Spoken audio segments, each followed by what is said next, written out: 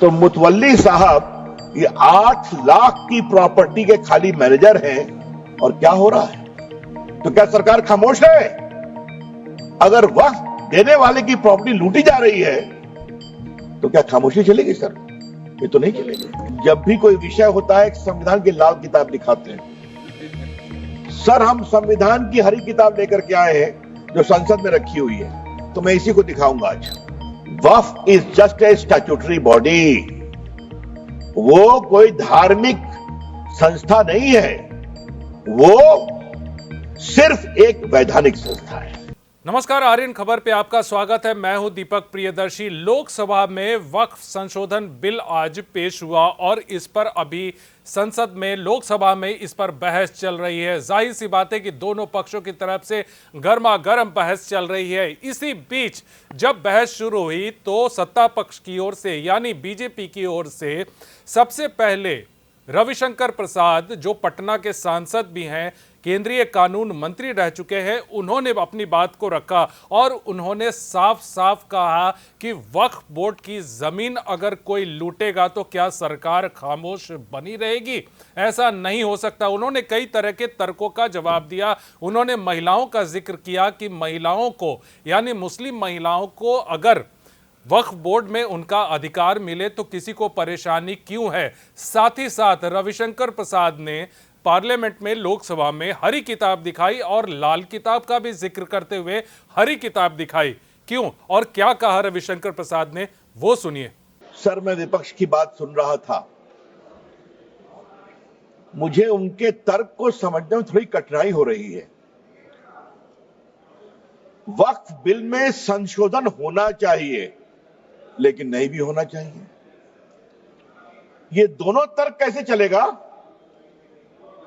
सबसे पहले बात थोड़ा संविधान की कर लेते हैं। आजकल लाल किताब बहुत घूमती है।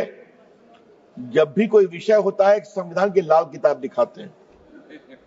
सर हम संविधान की हरी किताब लेकर के आए हैं जो संसद में रखी हुई है, तो मैं इसी को दिखाऊंगा आज।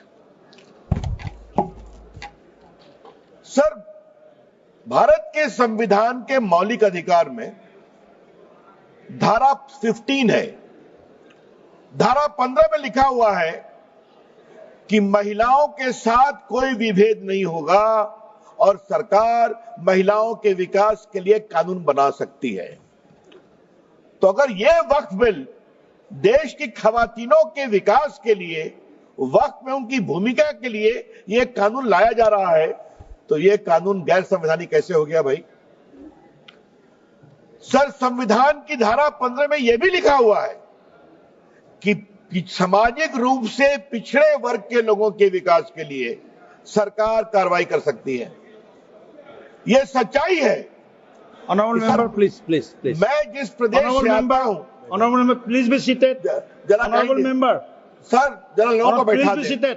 Honorable member, जरा बैठ जाए। Honorable member, मैं भी आग्रह करूंगा। sit back to the chair. Please be seated. Venugopal जी जरा मैं बोल रहा हूं, आप भी सुन लीजिए। Mister Venugopal, Yes. Mister Venugopal ji, I am speaking, kindly have some attention to me. बैठिए। सर मैं ये कह रहा था कि मैं जिस प्रदेश बिहार से आता हूं वहां बहुत सारे पिछड़े मुसलमान हैं। उत्तर प्रदेश में भी हैं, पसमंदा कहते हैं हम, कई कैटेगरी के हैं। उनको वक्फ के मैनेजमेंट में अवसर नहीं मिलता। और अगर संविधान की धारा 15 के आलोक में इस बिल में इस बात का प्रावधान किया जा रहा है कि पिछड़े मुसलमानों को भी वक्फ में जगह दी जाएगी, उनको जगह दी जाएगी, तो परेशानी क्यों है इनको? और सर जहां तक सर सवाल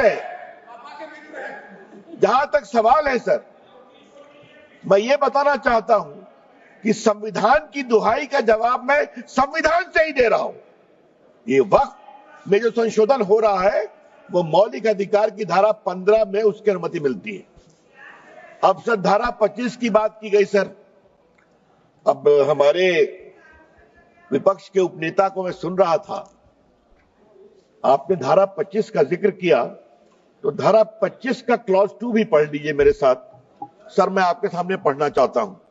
nothing in this article shall affect the operation of any existing law और prevent the state from making any law regulating or restricting any economic, financial, political or other secular activity which may be associated with the religious practice।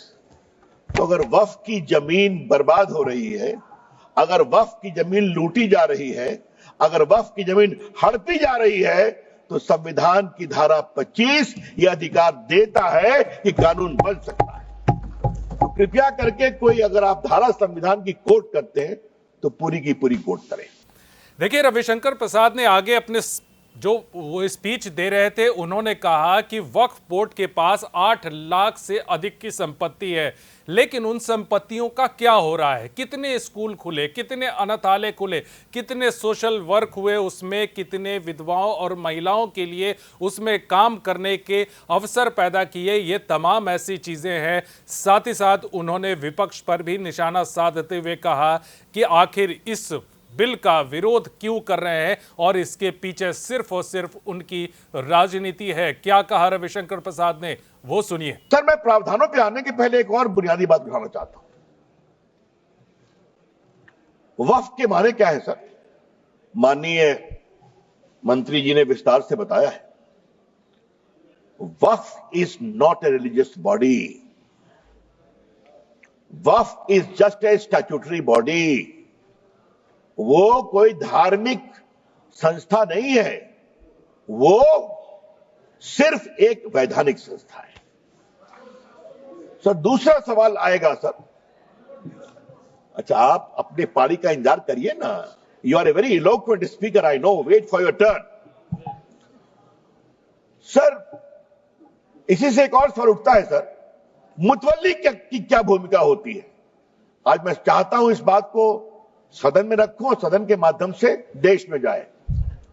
Sir मुतवल्ली को सिर्फ manager बोलते हैं sir, और ये मैं नहीं बोल रहा हूं, मैं इस्लामिक लॉ के एक बहुत बड़े scholar Mulla law of Mohammedan law, इस किताब के मैं 3 लाइन कोट करूंगा sir. Mulla principle of Mohammedan law, M Hidayatullah जो भारत के पूर्व मुख्य न्यायाधीश थे, उन्होंने इसको रिवाइज किया था सर, बहुत बड़े जूरिस्ट थे। और मैं इसके सिर्फ एक पैराग्राफ को पढ़ूंगा सर। पैरा 202, मुतवल्ली, under the Mohammedan law the moment a वक्फ is created all rights property pass on the वाकिफ and vest in the almighty. The मुतवल्ली has no right in the property belong to the वक्फ। The property is not vested in him. He is not a trustee. He is merely a superintendent or a manager. तो मुतवल्ली साहब ये 8 लाख की property के खाली manager हैं, और क्या हो रहा है? तो क्या सरकार खामोश है? अगर वक्फ देने वाले की प्रॉपर्टी लूटी जा रही है तो क्या खामोशी चलेगी सर? ये तो नहीं चलेगी। सर कुछ और मैं बुनियादी सवाल उठाना चाहता हूं सर इस बहस में, जो उठना चाहिए।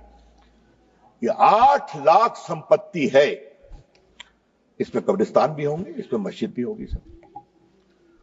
आज मैं ये सवाल इस संसद के सामने उठाना चाहता हूं, कितने स्कूल बने वक्फ की संपत्ति पर, कितने अस्पताल बने वक्फ की संपत्ति पर, कितने स्किल सेंटर खुले वक्फ की संपत्ति पर, कितने अनाथालय खुले वक्फ की संपत्ति पर, कितनी बेवा विधवा बेटियों बहनों को सिखाए गए सिलाई कढ़ाई जीने का तरीका, गिनतियों पर भी आएगा सर।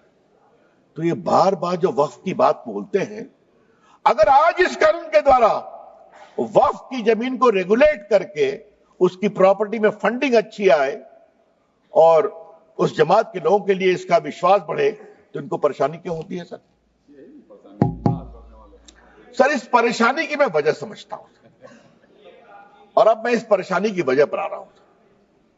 दिल से तो कहते हैं कि हम चाहते हैं संशोधन हो, लेकिन राजनीतिक मजबूरी इनके पैर पीछे खींचती है। जाहिर सी बात है, पिछले कुछ दिनों से लगातार इस पर बहस चल रही है। संसद से बाहर यानी सदन से बाहर इस पर बहस चल रही है और अब आज लोकसभा में इस पर बहस हो रही है। तो अब इस पे दोनों पक्षों की तरफ से अपनी अपनी राय रखी जाएगी। लेकिन इतना जरूर है कि आने वाले दिनों में इस पर जबरदस्त राजनीति होगी, क्योंकि बिहार विधानसभा का चुनाव है। मुस्लिम वोट बैंक बहुत बड़ा फैक्टर है और यही बात रविशंकर प्रसाद ने भी कही विपक्ष को लेकर। ऐसे में वक्फ संशोधन बिल, जिस पर अभी सत्ता पक्ष की तरफ से, जेडीयू की तरफ से चिराग पासवान ने सबने समर्थन कर दिया है, लेकिन विपक्ष इसका विरोध कर रही है। इस पर आगे क्या राजनीति होगी ये देखना होगा। इस वीडियो को देखने के लिए धन्यवाद।